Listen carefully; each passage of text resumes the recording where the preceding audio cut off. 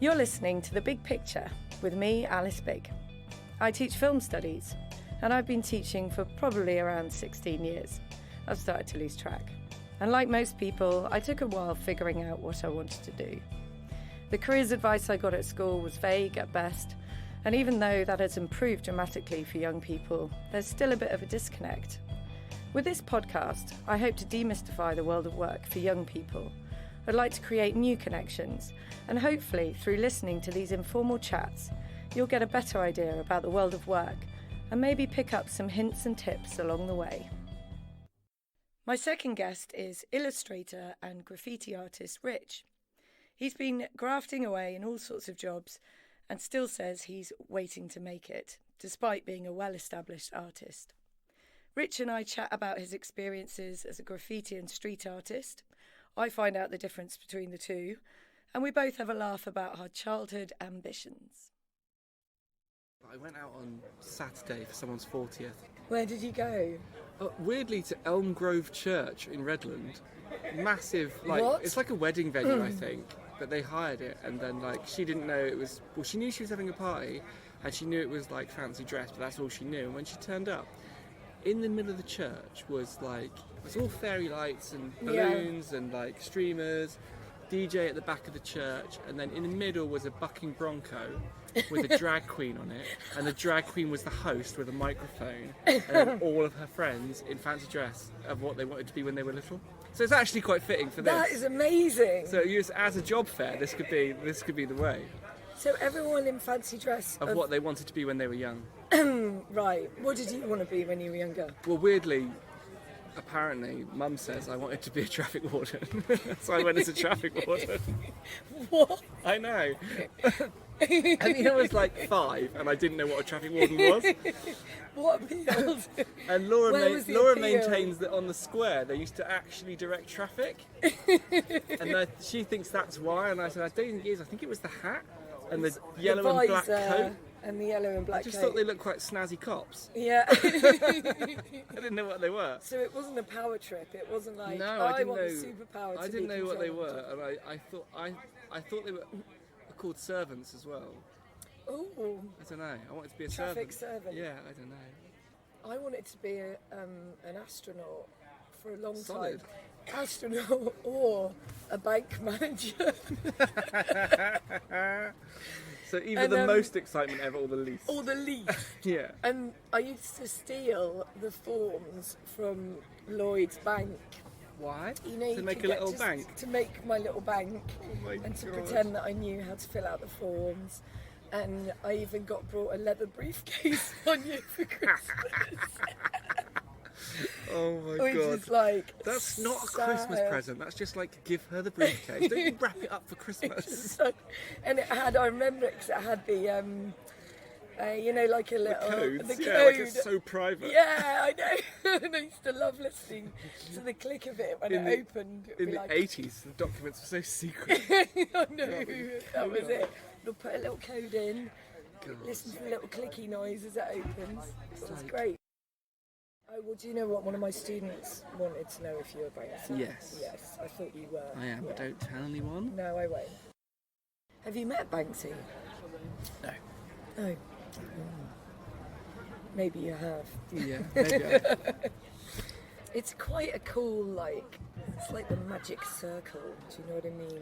There's this sort of element of, I know someone else that probably is friends with him, but the minute I ask any questions, there's an instant just... No, sort of exactly. And it's just well, we don't talk about that. No. That's just the rule. That's the rule. and it's better because Yeah. then we all get to keep it. Yeah, I like it. I like And it. I honestly think that in Bristol, it's astounding that everyone respects that in a way that is because it's not actually particularly well liked by a lot of graffiti writers, especially more traditional graffiti writers, but everyone respects that he's paved a way for everyone else to make a bit of money and make a career out of this. Yeah. I personally have always loved him. His style of artwork isn't my favourite, Yeah. but I respect his choices he makes and Yeah. the way he operates, and I like what he does for people and what he does for communities. So yeah, From a sort of ideological, political point of view, it's you're on he's point. doing good, Yeah, he is. you know, Yeah. regardless of the imagery or whatever. It's like he's helping people. So yeah, I've had run-ins, but like What are the main criticisms that people have then of his sort of style of artwork? well, it's kind of a bit. There's a big thing about graffiti versus street art. There always has been. Okay, because I've used those two terms as interchangeable, but clearly they're not. I'm wrong. They're not. They're both painting on walls, but graffiti is illegal painting of tags, throw-ups, pieces, letters. That's graffiti without permission. Street art is something else. Street art is art on the street. Right. So when you walk around there, around by Bump, roller scale, and all the pieces that are around there, that's graffiti. That's like done without permission, in the middle of the night, in a crew, And street art is something different. Yeah. And I think most people want to see street art, but most of my friends want to see graffiti. So tell me about the careers advice you got, because we chatted about that at the beginning and then I wasn't recording, which was fatal error. What were you told at Park School? I can't actually remember what was suggested to me, but I do remember the lady. It was in the library of the school and we all had 10 minutes. Yeah. Just to make our minds up.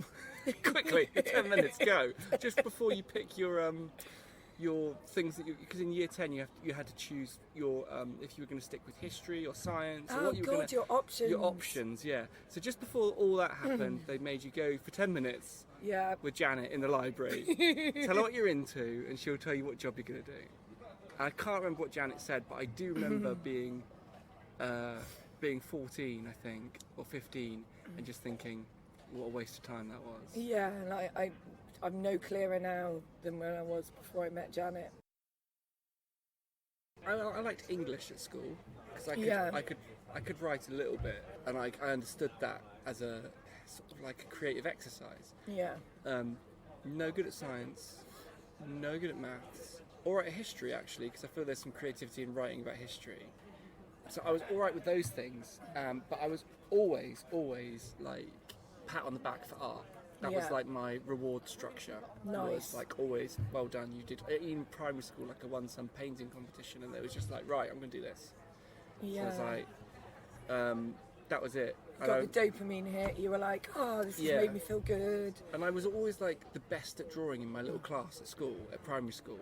And I remember this kid came late to our year and joined my class, and he was really good at drawing, and he drew this really beautiful picture of like these rabbits in a field or something. Okay. And everyone was like going around his table, and like, looking at it, going, oh, look what he's drawn. His artwork. So that got my back up. So I drew a really sick picture of the Tasmanian devil, and then I was back in the good books. And I think I've carried that forward in my life. I think I needed. You just always want to one up. I just need a little bit of like competition, friendly competition, and it motivates me a bit better than if I'm just left to my own devices. Do you reckon you get that sort of friendly competition amongst the graffiti kind of graffiti is one big family. Competition. It's all about, making a burner. Like, if you're on a wall with loads of other people and your piece is the best, because sometimes when you're painting a wall, things can fall apart really quickly. Like, you could have the best sketch in the world, and you could have planned it to the nth degree, but like things happen when you're painting that you can't predict, and it can go wrong. You can lose confidence halfway through, which always happens. The tricky middle in any creative process, I think the tricky middle is like where you've had the idea, you've started off, you've gone off at a rate of knots, then you're in the middle of it when it's a complete mess and you need to tie it together to finish it, and you think that's when you abandon projects. Oh God. And you go, oh, this is too much. So that happens, but like in public where people are walking past. Ouch. So that's, but if you can come away from that, that's a great feeling. If you've like executed and everyone else has kind of had a tricky day. You're like, you've held your nerve. Yeah, I did it. What sort of stuff goes wrong? So many things. Running out of paint is probably the tame end of the scale. Getting shouted at, getting chased, getting abused. Even if you're allowed to be where you are. People, really? It's got better, but that can happen. Like, people can get really, really upset with you for no reason. Sometimes it's for what's going on in their life rather than what's going on with you in the wall. but like I've had people hurling abuse at me in the middle of the day, like calling me everything under the sun. And I'm up a 12-foot ladder with a can, and I'm like, well, you could just kick me off this ladder, so I've got to come down. I never really would have thought of that actually happening. That's happened more times than it hasn't happened. There's always something. Is it people that just have a sort of deep dislike of street art, do you think? And then I know you said like I it think comes from... when it's at the extreme level, it's mental health issues. Yeah. But you're a target because you're making yourself one by doing something that isn't expected. The thin end of the wedge is like middle-aged men have to say missed a bit. Yeah. You know, oh like God. everyone has to say something.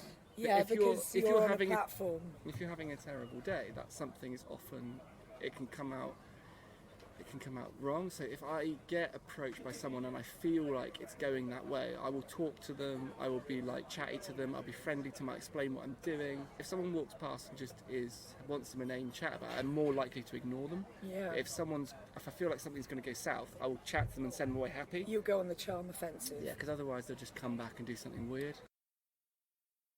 Have you ever had have any of your mates ever like actually been assaulted? Yeah, loads. Whoa. Loads. I mean, you know, sometimes because it's an illegal. Yeah. Sometimes because the person is, you know, needs help. Yeah. I've had a friend that's been chased, and he climbed down a ladder down to a river to get away, and the person picked up a 5-litre tub of emulsion and threw it all over him, and then threw all the cans at him, and then tried to basically beat him up. Oh my God. Yeah, it was really funny later though because he went to the pub and he was bright pink. So you can have a good tale at the end of it. Yeah, a good story. And so, do you think that's improved? Because I would say, just from living in Bristol, that the kind of appreciation for street art has improved. Much. Yes, absolutely. And also I think it's about being used to seeing it happen. So it's not so much of a novelty. Yeah. So I think it's just kind of expected and people just walk past. And now, like, you know, a lot of the time you could paint all day and no one would say a thing to you. And, you know, sometimes people have come and given me money for beers or, like, said thank you and, like, been really kind. Oh, nice. So it goes both ways. Yeah. But, yeah, I mean, there is... If you do anything where you're spending 4 hours on Stokes Crofts, you're going to see something. Yeah, you're going to see some characters. Yeah, things are going to go, or some, you know, M32 roundabout. You're going to see stuff because these areas are deprived and they have issues, and there's always going to be stuff happening. Have you ever got halfway through a job and just lost your nerve and just gone, I need to leave this and come back to it tomorrow? In a sense of, like you said, about the middle bit, the lag in the sort of artistic process. It's more safety. More for safety, I've left walls and come back the next day. I left one on Park Street, underneath Park Street, under the bridge, because there was a guy who was being really aggressive, and I'd kind of like chased him away. Okay. Because I just got annoyed. But then I was like, I couldn't draw, I couldn't paint because I was just so amped up and I was so sort of like shaky. And I was like, do you know what? I'm just going to come just tomorrow. Then he came back at the exact same time the next day and did the same thing again. But luckily I'd finished. So I just chased him again. Chased him away. Yeah. Do you ever report people to the police or anything? Or you just don't bother? No, because it's people with issues. You don't do that to people in the street unless you've got some serious stuff going on in your life. And that's fine, you know.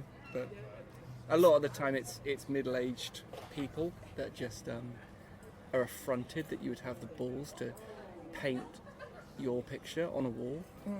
They're not so concerned about all the billboards, but they're really concerned that you've got what gives you the right to do this? Well, why not? Yeah, you know? Exactly. Surely that's better than a massive advert or something. You know? Well, anything. You know, we've taken out bus stop adverts before. With our own posters and things, and people get like weird about it. I was like, well, were you enjoying that advert for Snickers or whatever? Were you like you were into that? Were you like I've just put up something that's about like community or whatever? Why would you be angry at me? Or some amazing artwork because you've been told that this is wrong, and because you haven't got the the ability or the will to do Or anything. the imagination. Or the imagination. To do anything, The idea that you would be angry at me for taking down an advert for some gross corporation and putting up something that's like positive is so bizarre. But just because like you're doing it and they're like, what are you doing? Well, I guess people get so rule bound, don't Don't worry, they? you're not going to get in trouble. Yeah, exactly. Day off. Quote which I heard, which is actually from Banksy. It might not have been his originally, but it must be. He said, never paint graffiti where people still point at planes. Because that's what I was talking about, like it's a spectacle. Yeah. And if you're in somewhere really rural and quiet and you're doing something that's unexpected like that, it's going to cause People so wig much out. attention. Yeah, they're like, what's going on? So it's like, Bristol is so used to it and such an integral part of its sort of fabric that you can kind of do what you want within reason. I think tagging is something that people get a bit kind of Yeah, they do. bummed about. Yeah, but you don't get one without the other. You can't have the mural if you haven't had the kid that learnt to tag and the kid that was like intrigued enough to pick up a spray can. Obviously then no one's going to pick up a spray can and do, you know, some cliche street art girl with butterflies in her hair. Yeah. Everyone has to start and everyone has to go through this rite of passage of tagging, throw ups, pieces, and then eventually they'll find their artistic sort of leaning, and then they can make artwork. But it's a very slow process. What made it stick for you then? Why did graffiti I become... think I was starved of the culture that I was looking for, Yeah. because where we grew up, Yeah. you know, you might catch a late night Channel 4 thing where there was something about hip hop or graffiti or skateboarding, like for me, and then it would be gone within like 10 minutes it was on. Then there might be a magazine in the local newsagents which had like, you know, a page of graffiti in the back or something. There wasn't any internet, so it was like fiending for these things I had no access to. I think I've like come from an illustration background.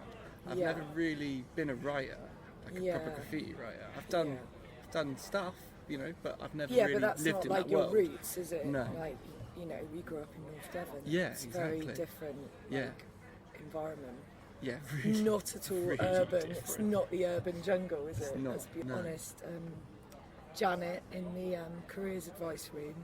How long was it before you got to the point where you felt like you could make a job out of art? I'm still waiting. Yeah. I think it was 2007 that I went and decided to be self-employed because I'd been working for myself but just not doing any tax returns. Right. And I think I started to get a bit scared that there was like a big gap between me working somewhere and me just not working. Yeah. So then I was actually having an imprint as a member of society. And I was a bit worried that when I did show up on the radar again, they'd say, "Where have you been for like 3 years?" You know? Yeah. What have you been doing? So it was more of like to keep me from getting in any like major trouble, really. But I quit my job that I had. I was working for Ofsted. Are you kidding? No, I was a temp and I got sent to Ofsted. Stop it. Yeah, and I was a temp for like 6 months, and then I went to Australia. What were you doing at Ofsted? I was just at a temp agency, Just, doing you know, admin, you know. Yeah. And then they said, "Oh, when you come back, there's a full-time job if you'd like it." And I went, "No, no, thank you." No, thank you very much. And they went, "What, really?" I was like, "Yeah." Just like, no, I don't want to be here. I don't want to be in an office. So I went to Australia, and then I came back, and then that was it. I was like, right, got to try and do more. But it was, you know, a really rocky road. It's really difficult. Yeah, it must be. I mean, most people that are like artistically inclined aren't the best business people. It's like 3 full-time jobs because you've got to do all your like business, money side of things. You've got to do the actual artwork, but you've also got to promote yourself, be around, you know, try and sell yourself and like try and do stuff that gets you noticed. It's a lot. Yeah, keeping that Luckily, profile up and that energy up as well. I'm really thankful for the fact that I managed to sort of get in when I got in, and there were still people making books about street art and graffiti, because I got in a few books that were like sold around the world, and then that made my life easier, because now I think about if I was coming in now with the internet and the way things are now, and like it feels impossible because everyone has a voice. Yeah. But back then, not many people had a voice. It was like there was a few people using the internet. There was a few people with their own websites. Yeah. But it was way easier because the community was so much smaller. Yeah, definitely. So you could travel around the UK, Europe, You could even travel to the States, and graffiti writers and street artists would like hook you up and look after you and let you stay at their house. But now there's like, I don't know, there's 100 times more people doing the same thing as me as there was back then. Yeah. There wasn't that many people doing it. Yeah. So it's you kind really of lucky. like hit the zeitgeist at Just the right time. Got in right at the end of the right time. Yeah. I was just old enough. I think I was 22 when I moved here. It was the year that Banksy left for London, so it started, and I was just tucked in and And then so got the last train. your professional name, is it still Rich T? Mm.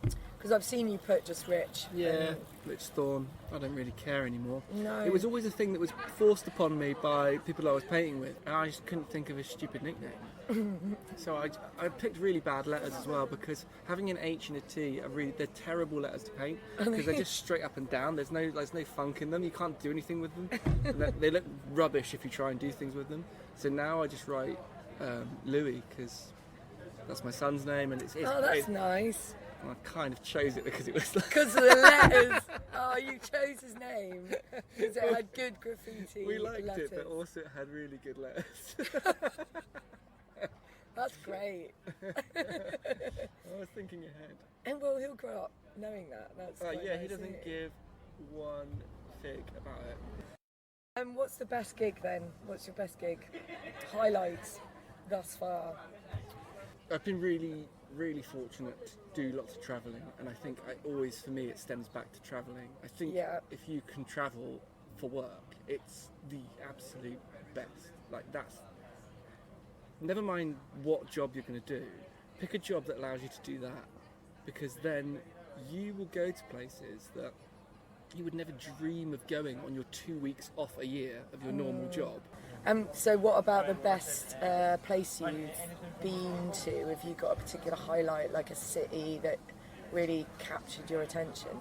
I went to a mural festival in Washington DC, and I painted a mural there.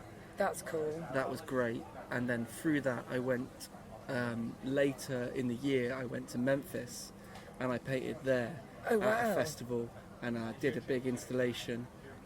And then the weirdest one was I went to Moscow, and I painted in Gorky Park. I painted an entire skate park for vans, all black and white, for this competition. That's amazing. And that wasn't the best place I've been. It was actually quite difficult, because when you're abroad, you can hazard a guess if you don't understand the language. But in Russia, it's a different alphabet. I was going to say, I bet you very don't difficult, have yeah. a clue what anyone's And saying. my accommodation was less than 5-star, Re- and I had a fixer that didn't speak English, and I didn't speak Russian. What's a fixer? Like someone to just make sure you don't get lost, or Okay. can take you to get some food and stuff, and Right. just someone to help you. I was there for 5 days, and then on the 3rd day my friend Paco turned up. He's French, and he's a filmer for vans, and he was filming the skate comp, and I've never been so relieved to see anyone in my whole life. You were And I like, don't know him that well, but I was hugging him, and I was Oh. like, thank God you're here, Paco. I'm like, You're the not first person I've spoken to that speaks that English can in 3 actually days. communicate with. Yeah. Oh my God. But yeah, that was What's Moscow like? I've always wanted to go to Russia. strange. Really, really strange, because it's really not reflective of Russia. It's like a capitalist playground. It's Oh, right. like really, really expensive, really bougie. Like they've got pulled pork and craft beer and all this Oh crap my that we've got. God. And It's, yet, it's like the cosmopolitan Russia. yeah, And obviously they've got more money than they know what to do with in Russia. So there's, yeah. I saw like a oil tycoon or whatever they're called, and he was driving in this black Mercedes, and in front of him was like a black 4x4, and behind was a black 4x4. He pulled up, he got out, got his trophy wife out of the car, walked down into the subway. The guy in the front 4x4 jumped out and drove his car off, and the 2 guys in the back one followed him into the subway as security. Whoa. And I saw that on more than one occasion. I saw people walking around like that. It was Just like like a 4 regular- security guards. That's nuts. Yeah, with chest open, shirt open, chest hair, medallion. Ooh. Big belly, and then little blonde wife. And it was just like, Oh. where are we? This is weird. This is a weird, crazy place. Yeah. That sounds mental. Yeah. What about the weirdest, scariest thing that's happened to you while you've been at work? Um. I mean, you've talked about a few altercations There's one thing that stands out. Incriminating. Is it not, incriminating? actually, it's not. I mean, it's in the past, surely. Yeah, statute of limitation. Painting freight trains in California. You know, that's like, as I said, I come from an illustration background, and I spent a lot of time in like abandoned buildings and places I shouldn't be. But painting freights, or, you know, there's like a hierarchy to it. So freights, trains are the absolute, you know, that's a proper graffiti writer in my eyes. Someone who paints trains. But freights are like a sort of like a nursery slopes. Yeah. Okay. They're the midway grade. Yeah, and it's not tricky, and it's not scary at all. But it was exciting, and it was like it felt like I was like living a different side of my life. So we went to San Francisco. We went to a friend's show, who was exhibiting there, and then we took a Greyhound to Northern California, met up with a friend out there who we knew through the internet. He took us to another friend's house, and then we went on this like midnight night mission out into the middle of nowhere in California, parked at like a trading estate. That sounds so and then walked into cool. these fields for like 20 minutes where there's like a mile-long freight train lined up. Wow. And we had written all the colours on the tops of the caps because you can't see anything in the dark. Of course. You can't turn a torch on because So you've got to do it in the you've got pitch to do it in the dark. dark. You don't really know what it looks like, and you don't see it, and then you leave. And then maybe a month later, maybe a year later, maybe 5 years later, there are people that bench trains. So they sit at train yards on the bench and they take photos of all the graph, and they just post it on their Flickr or their whatever. Wow, So that's like amazing. 3 years after we did it, we found our train and we saw what an absolute shit show. Was it terrible? It wasn't too bad considering it was pitch black, but yeah, it was an eye opener. Like paint without being able to see what you can paint. I mean, that's like A bit some of sort muscle memory, really. Yeah. of Jedi skills going on there. You can see, you know, you can see the darker colours against a lighter, you know, background. Yeah, I guess so. But you've no idea what colour it is. No, but you must just all get grayscale. some sort of night vision must sort of tap in. So I've got a sentence finisher. Do not go into this job if ... If you feel like you're the type of person that can't handle not knowing, I suppose. I think the not knowing of being freelance anything Yeah. is a bit of a stress and a bit of a worry, and that's why a lot of people will dip out and just do a 9 to 5 because regular money is really important. Yeah. But saying that, if you're disciplined enough and you're organised enough, you know, it will be fine. But like I said, like most artists I know tend to be a little bit daydreamy and a little bit head in the clouds and not equipped for a lot of the stuff that comes with it. Yeah, and at So- the end of the day, like we all, you know, it would be nice to live in a world where money doesn't matter, but it does help. It does matter, massive unfortunately. amount. And also, I don't know, I feel like maybe it's a generational thing. I think like this generation is much more savvy, and there are so many tools to help you with that now, like QuickBooks and, you know, all these apps and stuff. And I have an accountant because tax and filling out a tax return gives me more anxiety than anything else. Yeah. So I would say delegate. If you've got a weak spot, delegate.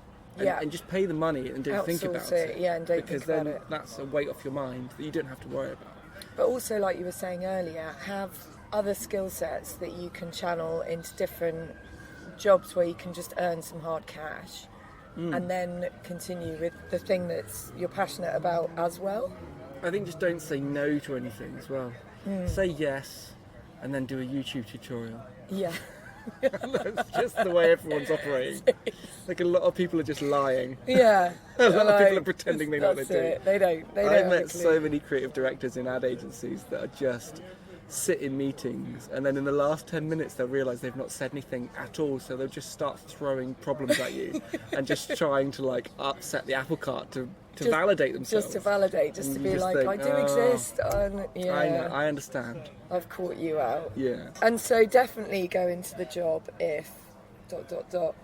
If you want to do something different every day, Nice. if you can't be bothered to do the same routine, you know, you can change jobs obviously, and you can change what you do within a career anywhere, but if you actually want complete utter blind surprise, and sometimes the surprise is there is no job, and total freedom to be alarmed at whatever's around the corner. Yeah, but obviously, okay, so you can't force it. If you're the type of person that makes art anyway, and if you're doing it in your spare time, that's what you're going to do.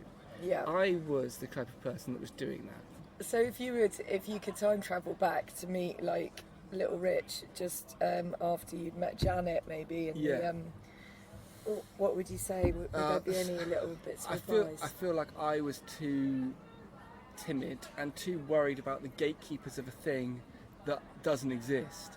Okay. Just do it and like hurry up. Like I feel like it still takes me a lot of time to remember that I can do whatever I want, and I'm in charge of this. I don't need to wait for someone to come and ask me to do a project. I can start asking. I can do things. I can sort of like initiate projects. I can if I'm feeling that way. Yeah. And I think, I would have not wasted so much time waiting to be asked to do something when nobody knew what I did.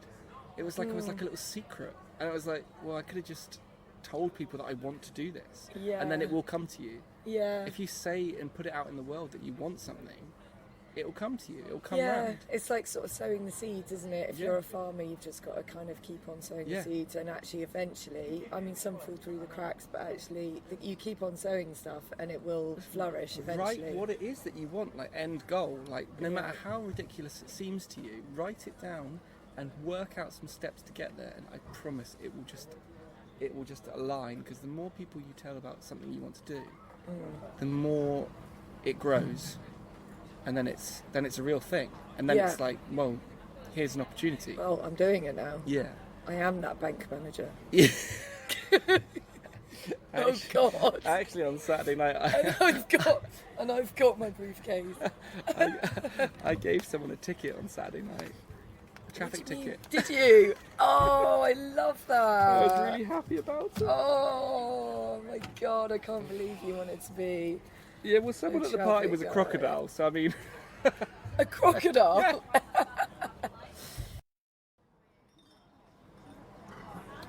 Right, let's go to this. I mean, this is what annoys me about COVID. It's like, oh, what, I'm a waitress now, am I? Really? Yeah.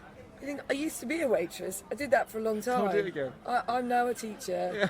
I don't want to have to order my own drinks from an app and put in my own card details. Every time. Every single time. Like and 19 remind you. apps for different bars. Exactly.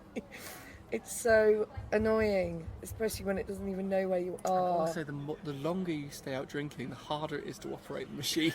Yes. So it was that. Was it that one that you had at the top? But that looks too cheap. Yeah, that's a half. Oh, right. But you had Peroni? Yeah. You want a pint? Yeah. Yeah. No, yeah. It's pint. Thank you for listening to The Big Picture. If you want to get in touch or would like any more information about the production and guests, then please have a look in the description for the podcast. A huge thanks to Ace Greenwood Campbell for production support and for letting me use his excellent musical score. And of course, many thanks to Tom Lee for his incredible artwork. Take you out town with sunset lights and burn out down the skyline. Smiling across wherever it's out. Love is enough when you use your power. My miss out to the now, for the face with the grass on the treading ground. Seasons change, sun.